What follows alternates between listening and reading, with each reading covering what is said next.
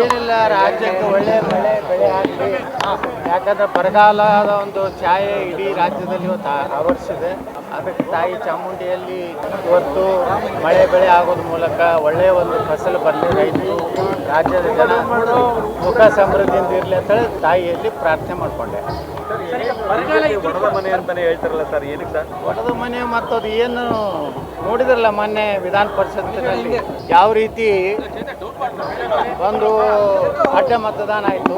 ಅದಾದ ಮೇಲೂ ಸಹ ಅದರ ನೈತಿಕ ಜವಾಬ್ದಾರಿ ರಾಜ್ಯಾಧ್ಯಕ್ಷ ತಗೋತಾ ಇಲ್ಲ, ಮತ್ತು ಯಾರು ತಗೋತಾ ಇಲ್ಲ.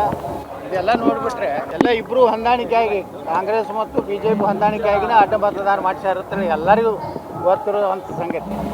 ಇಡೀ ಪಕ್ಷ ಹೊಂದಾಣಿಕೆ ಆಗಿದೆ, ಅಧ್ಯಕ್ಷ ಹೊಂದಾಣಿಕೆ ಆಗಿದೆ. ವ್ಯಕ್ತಿಗಳು ಪಕ್ಷ ಕೇಂದ್ರದಲ್ಲಿ ಭಯಂಕರ ಸ್ಟ್ರಾಂಗ್ ಇದೆ. ಇಡೀ ದೇಶದಲ್ಲಿ ಕಾಂಗ್ರೆಸ್ಸನ್ನ ಅತ್ಯಂತ ಉಗ್ರವಾಗಿ ಕಠಿಣವಾಗಿ ಇವತ್ತು ಅಲ್ಲಿ ಹೋರಾಟ ಮಾಡ್ತಾ ಇದ್ದಾರೆ ಎಲ್ಲ ರಾಜ್ಯದಲ್ಲಿ. ಅದು ಕರ್ನಾಟಕ BJPಯಲ್ಲಿ ಇವತ್ತು ಹೊಂದಾಣಿಕೆ ರಾಜಕಾರಣದಿಂದ BJP ಕಾರ್ಯಕರ್ತರು, BJP ಕಟ್ಟಿ ಬೆಳೆಸಂತ ಕರ್ನಾಟಕದ ಏನು ಜನ ಹಿರಿಯರಿದ್ದಾರೆ, ಅವ್ರು ಬಹಳ ಇವರ ಒಂದು ಚಟುವಟಿಕೆ ನೋಡಿದ್ರೆ ಇವತ್ತು ಬಹಳ ಕೆಟ್ಟ ಅನಿಸುವಂಥ ಪರಿಸ್ಥಿತಿ ಕರ್ನಾಟಕದಲ್ಲಿದೆ. ನಿಮ್ಮ ಹೈಕಮಾಂಡಿಗೆ ಗೊತ್ತಿಲ್ವಾ?